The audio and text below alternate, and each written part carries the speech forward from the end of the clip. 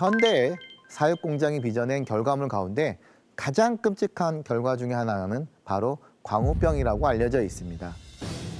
광우병은 전문 용어로 소해면상 뇌병증이라고 하는데 소뇌가 해면, 즉 스펀지처럼 구멍이 뻥뻥 뚫리면서 변해가는 퇴행성 질병입니다.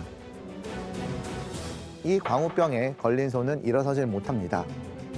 그런데 이렇게 뇌에 구멍이 생기는 질환은 소에서만 발견되는 것은 아닙니다. 소에 앞서 양들에게 먼저 발견됐어요. 광우병의 원인을 추적하면 18세기 유럽 등지에 퍼진 스크래피까지 거슬러 올라간다. 스크래피는 양들에게 유행한 전염병이다. 온수다는 양이 갑자기 공격적으로 되는 것이 첫 번째 증상이며 심한 가려움증을 느껴서 벽이고 말뚝이고 아무데나 털을 비비고 긁어내는 통에 털이 빠지고 피가 나는 것이 두 번째 특징이었다. 현대에 와서 붙어진 스크래피라는 이름도 긁는다는 뜻의 영어 단어 스크레이프에서 나왔는데 19세기에 와서야 과학은 이 병이 뇌의 손상에 의한 뇌질환임을 밝혀냈다. 죽은 양의 뇌를 보니 커다란 구멍이 뚫려 있었다. 스크래피라는 병은 실제로 18세기 초 북유럽과 오스트리아, 헝가리, 영국 등에 유행하며 양털 산업에 큰 타격을 입혔습니다. 그리고 비슷한 질병이 캐나다 등지 대규모 밍크 농가에서도 발견되었어요. 밍크들의 뇌세포에 구멍이 있었던 거죠. 그런데 이들 밍크 농장에는 공통점이 하나 있었습니다. 밍크의 먹이, 사료가 비밀의 열쇠였는데요.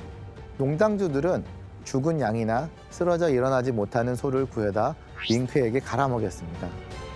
죽은 양 가운데도 분명 스크래피에 걸린 양도 있었을 테고 광우병으로 죽은 소도 있었을 거예요. 이 밍크를 조사한 결과 원래 동물들이 먹던 먹이가 아닌 부적합한 동물성 사료를 먹였을 때 이런 증상이 나타난다는 것을 알게 되었습니다. 그런데 대체 왜 이런 먹이를 먹인 것일까요? 80년대에 영국의 축산업자들은 젖소가 우유를 더 많이 생산하게 하려고 단백질을 주었다. 처음에는 대두, 콩으로 만든 사료를 먹였지만 당시에는 영국이 대두를 수입에 의존했다. 대두 가격이 올라가자 사료값이 올라가고 업자들은 더 싼 사료를 찾았다.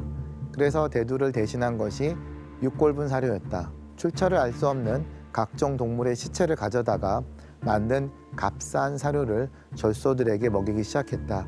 그로부터 5년 정도가 지난 뒤 영국 전역에서 소들이 난폭해지고 제대로 서 있지 못하는 증상을 보이기 시작한다. 광우병이 5년의 잠복기를 거쳐 나타난 것이다. 소는 대표적인 초식동물이죠. 하지만 사람들은 단백질을 먹이면 우유 생산량이 증가할 것이라 생각하고 동물의 시체를 갈아 만든 육골분 사료를 소에게 먹였던 것입니다. 사람으로 따지면 인육을 먹인 셈이죠. 그런데 실제로 사람에게도 비슷한 질병이 있습니다. 바로 쿠르병인데요.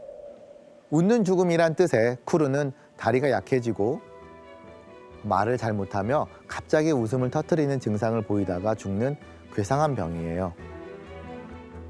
이 병을 조사하던 가이드색 박사는 쿠르가 뉴기니의 포레족의 식인풍습이 원인임을 밝혀냈는데요.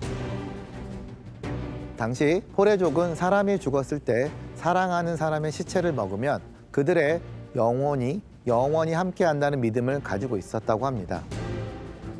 그래서 친지인 시신을 나누어 먹는 엽기적인 장례 의식을 지니고 있었는데 고지대의 엄마들은 죽은 쿠르병 환자를 요리하기 위해 막 잘라낸 머리꼴을 아이들이 만지작거리다가 그 손가락을 빨았을 때 전염되었던 것이었습니다. 영화 악마를 보았다를 보면 악당인 최민식의 친구로 나오는 사람이 인육을 먹는 범죄자였는데 쿠르병으로 의심되는 장면이 나와요. 이 사람이 시도 때도 없이 계속 희죽희죽 웃는 캐릭터거든요. 아마도 포레조그 식인풍습에서 착안한 이런 캐릭터를 만든 게 아닌가 추측됩니다. 사실 쿠르병은 웃음이 계속 난다기보다 신경세포가 파괴되어 근육이 마비되고 온몸에 경련이 일어나서 얼굴 근육이 마음대로 움직일 수 없는 마치 웃음을 짓는 듯한 모습을 보이다가 숨지는 것인데요. 이 크루병의 원인은 뇌를 공격하여 구멍을 뚫는 변성 프리온입니다.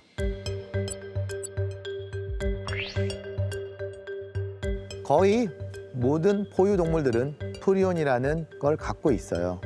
그런데 어느 순간 질병을 일으키는 프리온으로 바뀌는 것이죠.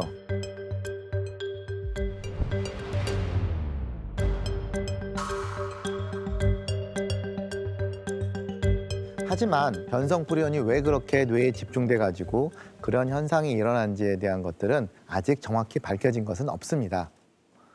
1980년대 중반 영국에서 처음 발생한 광우병은 소에게 일어난 크루병이었던 것이죠.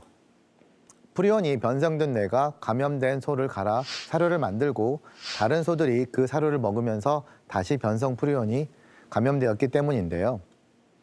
문제는 그 소를 먹은 인간도 변성 프리온에 감염될 수 있다는 것입니다.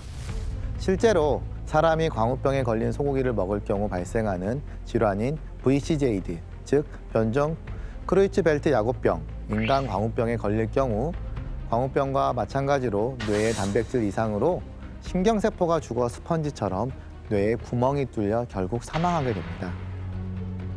환자는 감염 초기에 기억력 감퇴와 감각 부조화 등의 증세를 보이고 이후 평형감각 둔화와 치매로 발전하며 결국 움직이거나 말도 하지 못하다가 사망하게 되는 것이죠. 이 VCJ는 1986년 처음 발견된 이후 빠르게 확산되었고 1988년에는 사람에게 전염될 수 있다는 사실이 밝혀졌어요. 그 후 1995년 영국에서 19세의 청년이 이 병으로 사망하면서 급속도로 공포심이 확산되었는데요. 다행히 광우병이 인간에게 옮길 확률은 극히 낮지만 발병률이 낮음에도 불구하고 우리가 이렇게까지 무서워하는 이유는 진단도 어렵고 치료제가 없기 때문입니다. 이 병의 잠복기가 10에서 40년으로 긴데다가 확실한 진단을 위해서는 뇌 조직을 떼어내야 하기 때문에 진단을 내기가 매우 어렵죠. 또한 예방법도 딱히 없습니다. 대부분의 세균은 가열하면 파괴되는 것과 달리 이 변형된 프리온은 아주 높은 온도에서도 파괴되지 않고 방사능으로도 사라지게 할 수 없으며 포름알데하이드 살균에도 소용없었거든요. 감염된 소나 양을 키우던 방목장의 흙에 묻어 있어도 수년간 죽지 않고 살아남아 감염을 일으킨 정도인데요. 하지만 일단 발병하면 3개월에서 1년 안에 죽게 되는 치명적 질환이기 때문에 세계보건기구 WHO는 인간 광우병이 21세기의 가장 위험한 전염병이 될 수 있다고 경고하기도 하였습니다. 전염병은 인류에게 자연재해 이상의 재앙이라고 할 수 있어요. 그런데 거의 대부분의 전염병은 동물로 인해 전해지는 경우가 많습니다. 특정 종의 동물에 유행한 전염병이 금세 사람에게서도 치명적인 전염병으로 변하는 이종 감염은 사람과 그 밖의 다른 종들이 한데 어우러져 있는 공간일수록 전이가 잘 일어납니다.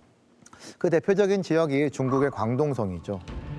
1975년 크게 유행한 아시아 독감과 1968년에 유행한 홍콩 독감, 그리고 최근의 조리 인플루엔자는 이곳이 진원지였다.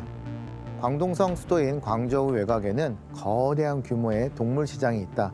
그곳에서는 고양이와 개뿐 아니라 양서류, 조류, 어류, 파충류 등 여러 가지 야생 동물들이 넘쳐난다. 이러한 공간에서는 새로운 인플루엔자 아형들이 종과 종 사이를 오가며 놀라운 속도로 진화하고 이들은 오늘날 잘 발달된 교통망을 타고 전 세계로 쉽게 퍼진다. 아직도 중국 광동성뿐만 아니라 동남아시아 쪽 시장을 가면 비위생적인 환경에서 동물들이 거래되는 것을 쉽게 볼 수 있습니다. 때문에 우리는 이러한 환경 속에서 언제 또 어떤 인수공통 전염병이 확산될지 예측할 수 없는 시대에 살고 있습니다. 하지만 그렇다고 해서 사람들이 동물을 멀리할 필요는 없습니다. 여전히 동물들은 우리가 살아가는 데 있어 없어서는 안 될 존재들이며 우리의 삶을 발전시켜 나가기 위해 연구해야 할 존재이기도 하거든요. 어떤 분들은 동물을 치료하는데 많은 비용이 발생하면 굳이 그렇게까지 치료할 필요가 있느냐 여기시는 분들도 계시는데, 동물들의 질병을 치료하다 보면 사람의 질환까지도 치료할 수 있는 길이 열린 때도 많습니다. 여러분들은 망막색소변성증이라는 병을 아시나요? 10세에서 20세 이상부터 시력이 점점 떨어지는 유전적 질환이에요. 그런데 최근 개 연구를 통해 치료제가 개발됐어요. 사실 동물 수의사들은 진료를 하면서 이미 알고 있었습니다. 개와 고양이에도 유전성 망막 질환이 있었거든요. 2017년 미국 식품의약안전청 FDA 승인이 났을 때도 이 연구의 시작은 바로 개에서 치료의 가능성이 있다는 것을 먼저 확인하고 이후 사람을 대상으로 임상을 진행했고, 실제 사람의 망막 색소 변성증 유전자 치료까지 개발된 거죠. 아직은 유전자 형태에 따라 치료가 가능한 환자가 매우 한정적이고 한 번 치료하는데 약 9억 원이 들 정도로 너무 비싸기 때문에 한계가 있지만, 앞으로 동물에 대한 연구가 더 진행된다면 더 많은 이들의 눈을 밝혀줄 치료제가 나오리라 생각됩니다. 치료제뿐만 아니라 동물을 통해 새로운 질병을 미리 알 수 있기도 합니다. 한 예로 정말 가슴 아픈 일이지만 여러 사람들이 병들고 죽었던 가습기 살균제 사건을 기억하실 겁니다.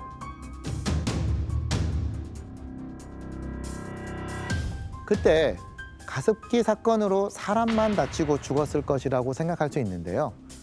그 가습기 살균제로 사람이 피해를 보기 전 먼저 증상을 알았던 존재들이 있어요. 바로 반려견, 반려묘들입니다. 실제로 개가 21마리, 고양이가 10마리가 사망했었어요. 그런데 그때 우리 수의사들 사이에는 요즘 갑자기 폐렴에 걸린 동물들이 많이 온다? 그런데 원인을 잘 모르겠다는 말이 많이 나왔어요. 나중에 알고 보니 가습기를 틀어놓으면 집에 가장 오래 있는 존재들이 주부와 동물들이잖아요. 그러다 보니 그때 동물들을 잘 관찰됐더라면 좀 더 빨리 원인을 발견할 수 있지 않았을까 하는 아쉬움이 있습니다. 그래서 외국에서는 동물들의 질병을 수집하고 인간들의 공통점을 찾아온 연구가 활발합니다. 코로나도 보면 사람만 걸리는 것이 아니라 동물들도 걸리기 때문에 동물에게서 해답을 찾을 수도 있는데, 동물들의 코로나에게는 무관심한 것이 사실입니다. 이미 사람은 동물과 뗄래야 뗄 수 없는 삶을 살아가고 있습니다.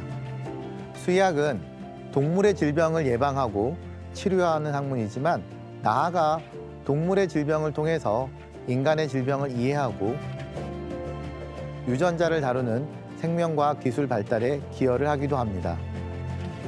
그런 만큼 동물을 단순히 동물로서만 여길 것이 아니라 우리가 함께 갈 동반자로 생각하고 그들을 이해한다면 우리가 지금껏 찾지 못했던 여러 해답들을 찾을 수 있지 않을까 생각됩니다. 구글에서 사람의 가장 좋은 친구, Man's Best Friend라고 치면 뭐라고 나오는지 아시나요? 맨 첫 번째로 나오는 것이 바로 개입니다. 그런데 우리의 가장 좋은 친구인 이 개가 어디에서 왔는지 아시나요? 과학적으로 살아있는 동물들, 유기적 생물체는 DNA로 구성되어 있습니다. 모든 DNA는 A, C, G, T, 아데닌, 사이토신, 구아닌, 티민으로 구성되어 있습니다. 당연히 개의 DNA도 A, C, G, T로 구성되어 있는데, 이후 많은 과학자들을 통해 사람을 포함한 여러 동물의 DNA가 어떤 순서로 되어 있는지 밝혀졌고, 개의 DNA 순서도 2005년 처음 밝혀졌습니다. 그 결과 개와 야생 늑대의 단백질을 발현하는 유전자의 차이는 불과 0.04 푸모 미만이라고 알게 되었는데요. 사람의 여러 인종 간의 유전적 차이가 0.1%라고 하니 늑대와 개가 얼마나 가까운지 아시겠죠? 그리고 최근 연구된 논문에서 보면 구석기 시대와 신석기 시대로 거치며 사람들은 도구를 이용하고 사용하며 야생동물을 사냥했고, 먹다가 남은 고기를 보관하다가 늑대에게 고기를 나눠주면서 개가 가축화되었다는 연구 논문도 발표되었습니다. 프랑스 남부 니스 지방의 라자네 동굴이 그곳이다. 이 동굴 입구에는 특이하게도 늑대 머리뼈가 놓여 있었다. 조사에 따르면 이 뼈는 고기를 뜯고 남은 뼈가 아니라 동굴에 사람들과 함께 살았던 늑대의 뼈로 밝혀졌다. 이것이 사실이라면 구석기 무렵 인간은 지금 우리가 개를 기르듯이 늑대를 길렀다는 뜻이 된다. 설령 늑대가 개처럼 반려동물까지는 아니더라도 적어도 인간의 생활 공간 안에서 생활했다는 것은 입증이 된다. 자, 그렇다면 선사시대 인류의 입장에서 왜 인간은 늑대를 곁에 두었을까요? 나아가 인간은 왜 소나 염소, 닭 등 오늘날 가축으로 분류되는 동물들을 곁에 두었던 것일까요? 동물을 가축화함으로써 인간이 얻는 것은 대략 4가지로 볼 수 있습니다. 첫 번째는 길러서 잡아먹기 위해서죠. 사냥 도구와 기술이 발달됐다고 하더라도 선사시대 인류의 사냥 성공률은 그리 높지 않았을 것이고, 만약 성공한다고 하더라도 먹고 남은 고기를 저장할 적당한 방법이 없어서 남은 고기를 썩힐 수밖에 없었죠. 하지만 염소나 돼지를 산채로 기를 수 있다면 정말 식량이 부족할 때 도살에서 식량을 확보할 수 있었을 것입니다. 두 번째 이유는 사냥 도우미로서의 역할입니다. 늑대를 훈련시켜 목표물들을 쫓게 만든 다음 사냥 성공률을 크게 높일 수 있기 때문에 많은 도움이 되었을 것입니다. 세 번째로 보초를 쓰기 위해서인데요.